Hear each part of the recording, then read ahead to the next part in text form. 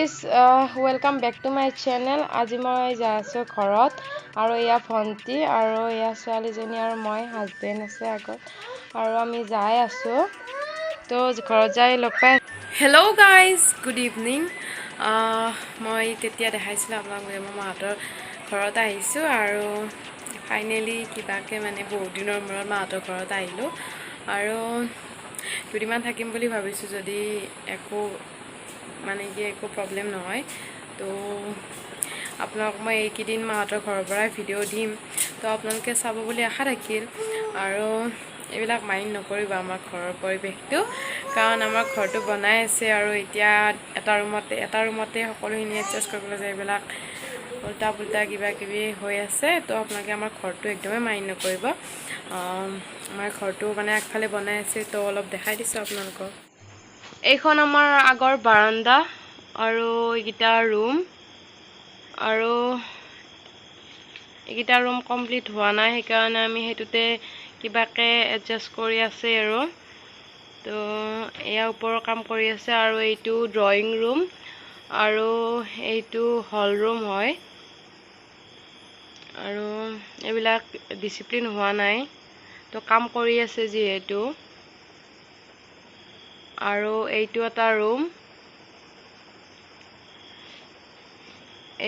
room ইয়াৰে পিছফালে এটা পাকঘৰ আছে আৰু এয়া বাথৰুম দমকল এনেকে আছে আৰু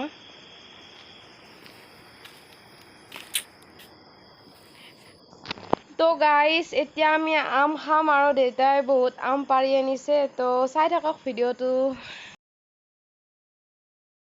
আৰু এয়া আম এক মোনা পাৰি আনিছে কিন্তু এক মোনা পাৰিলে কি হ'ব একদম গোটেইবিলাক পোক মানে এটা আম কাটিলে মানে কি গোটেইটো পোকে ভিতৰত পোকে আছে আৰু তো সেয়া তো আমি আম কাটি লওঁ আমখিনি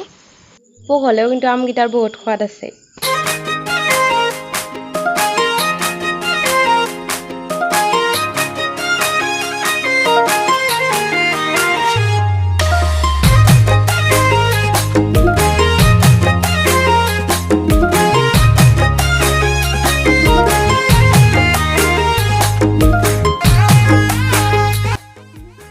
আম চাম খালো আৰু এতিয়া গধূলিৰ টাইম 6টা মান বাজিছে আৰু এতিয়া ভাবিছো এটা ৰেচিপি দিও আৰু মই দৌৰ পকৰি বনাবৰ কাৰণে মই ইয়াতে 6-7 চামুচ বেচন লৈছো আৰু লৈছো মিডিয়াম সাইজৰ দুটা পিয়াজ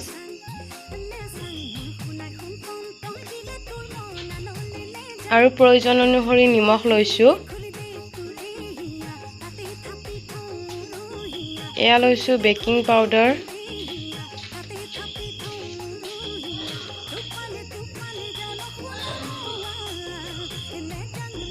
আৰু এয়া লৈছো মই দৈখিনি মই মিক্সিত ভালদৰে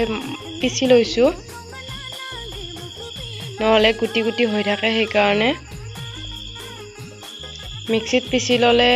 বস্তুটো মিলাবলৈ ধুনীয়া হয় আৰু সহজতে মিলি যায়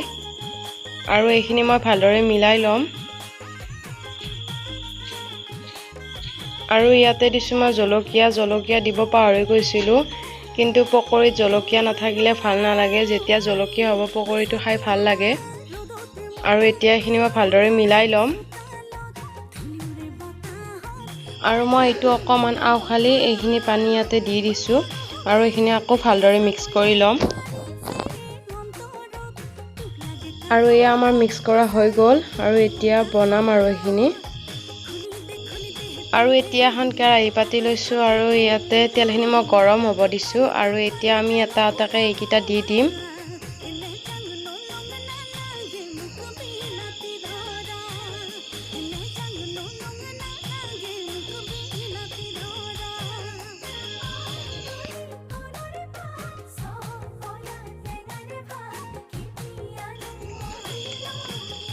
আৰু এইকিটা ভালদৰে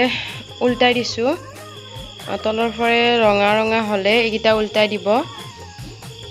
আৰু আমাৰ এইকিটা ৰঙা হৈছে তলৰ ফৰে আৰু এইকিটা মই উল্টাই দিছো এনেদৰে আৰু এইবিলাক পকৰি বনালে যিমানে তেল হ'ব সিমানে পকৰিটো ভাল হ'ব আৰু ইয়া দেখিছেনে পকৰিকিটা ধুনীয়াকৈ ফুলি উঠিছে আৰু এনেকুৱাকৈ ফুলি উঠিলে ভাল লাগে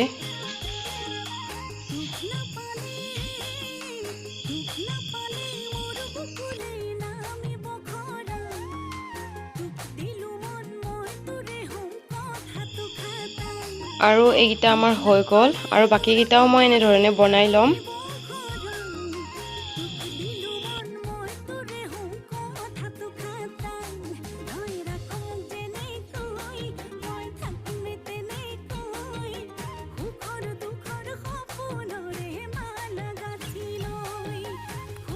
আৰু এতিয়া আমি চাহ খাব লৈছোঁ আৰু এয়া পকৰি বনাইছোঁ আৰু এয়া মই দুপৰীয়া চিঙৰা আনিছিলোঁ আৰু এয়া আমি চাহ খাই লওঁ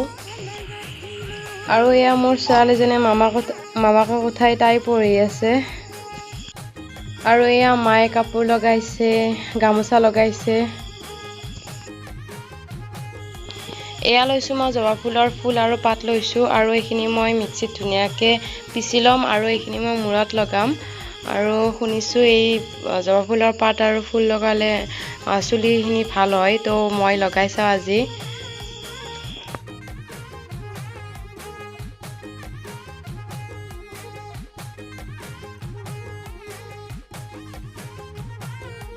হেল্ল' গাইজ